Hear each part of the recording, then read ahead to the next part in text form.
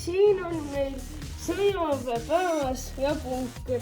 Siin on elektriaed, jänes, see on kõrv ja siin on 4 sõdalast ja 3 last, 1 magab. Ja siin on üks monster jänes.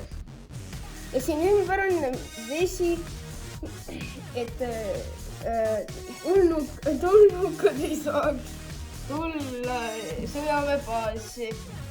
Põhilised relvad on need vibu ja tulnukad ja püssid.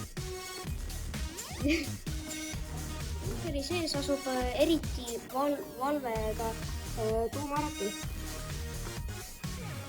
Ja seal asuvad ka rohkem vibusid ja mõõtasid.